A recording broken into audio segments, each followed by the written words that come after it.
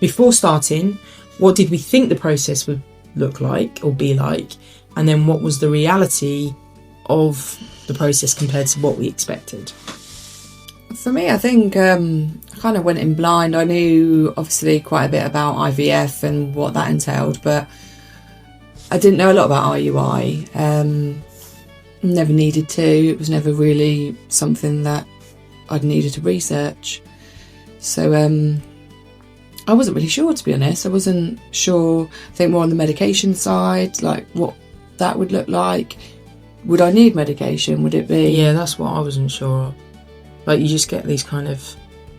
Do I just go into a clinic? I just have turkey paste on my head. Like, yeah, no, that's... Is like that what it is? Yeah. Is it you just go in and like someone just gets a syringe and goes, let's just give it a go? Yeah, I don't think we knew about the medication. And then actually, even when you're thinking about the reality of it, the medication situation was completely different in the two different clinics that we used. Yeah. So, I don't think we did have any expectations of it. I think we knew that...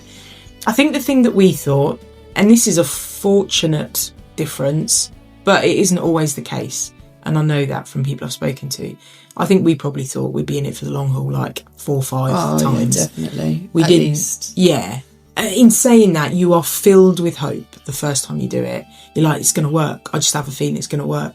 And then after the first time doesn't work, you kind of... But we did think it would take ages, and luckily it didn't. It didn't happen the first time or the second, but it did happen eventually. I think the bit that I wasn't expecting was how much of that kind of medical tracking there'd be. No, it was a lot of appointments. Like a lot. All the follicle... I think sometimes it's every other day, every 2 days. Oh, it was, wasn't it? It was like quite intense. Yeah, and it's obviously, it's taking the time of work as well. Yeah, it was. Yeah, for both of us, it was that. Yeah, it was. I mean, I was really lucky. Like, I was head teacher at the time, wasn't I? And I think my work were brilliant at kind of supporting me in those initial appointments we had when we did it in down south. Yeah, and the same when I moved up here and my work here as well. So, what was the reality of? Oh no, that one. Oh, I did that one. Sorry. Yeah, no. How did the medication affect you physically and emotionally? So. I don't know if you want me to go into what medication I had, what it did. I think you should, because you remember it. So the first time it was different. I think that's the thing to say. The first time I was given 2 medications alongside each other. So buserelin, which I think I've got this right, it was years ago now, essentially puts your body into a state of menopause so they can monitor and manipulate the growth. Manipulate is the wrong word. Monitor the growth of your egg follicles. But it was controlling your cycle, literally, wasn't it? No, it was. Like, it controlled when your cycle started and ended. Yeah, it did. And gonal F, I think, I can't remember what they did. That did. I don't know if it helped the growth of... I really can't remember. I can't remember what they did. One of them was to put you into that temporary state of menopause, or essentially to control your cycle, and the other one was to promote the growth of the follicles, I think. Yes, it was. But with that came some really horrible side effects. Mentally, obviously playing around with hormones for some people, if you're hormone sensitive, which I am, it took its toll on me, on my mental health, and I felt just depressed and angry, and it was a lot. It was a lot. On our final cycle, they put me on a medication, which is a tablet called... What was it called? Clomid. And I think I was on it for 5 days, no side effects, nothing.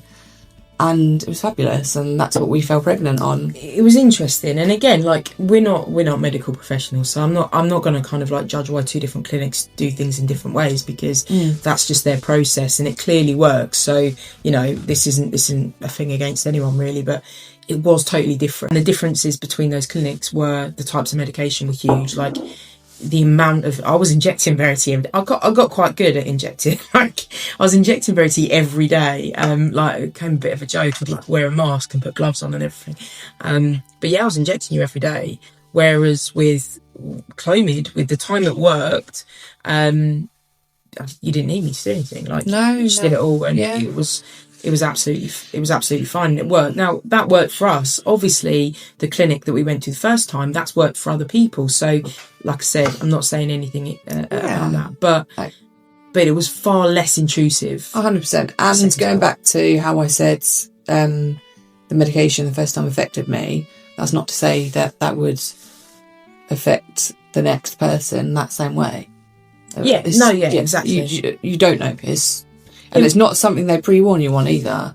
What was it like doing the injections and scans so frequently? Do you know what? For me, but this is easy for me to say, right? Because for them to do follicle growth checks, they had to do how would you describe the tool?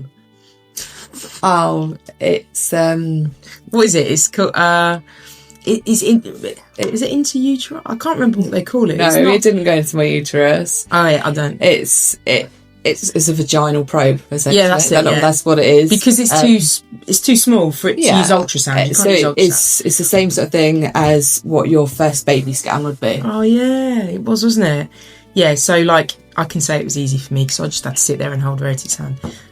That was by far not a bad part of it. Was it alright? It's fine. Yeah, you coped with that. It is what it is, and yeah, I mean, to be fair, you were really stoic. I think my mum's always joked that thank goodness she chose for Verity to do it and not me, because she doesn't think. I think. Oh, you're dramatic, aren't you? You are. That's made me sad. No, I still love you. You are dramatic. Okay, but yeah, I don't know that I would have coped. Verity was amazing, like, and I was in awe of Verity. I still am, obviously, but I was so in awe of her through the entire process from start to finish, because anyone puts themselves through that obviously it was for us as a family, but for me to have a child, for us to have a child, but to give me my son, like, you can't fail but to be in awe of them and be so proud of them. Like, it was amazing what she did, and like we said, I don't know that I could have handled it as well as you did. You were seriously like hard, solid. It's really kind, thank you. It's kind. It's kind, thank you. So I suppose that's it.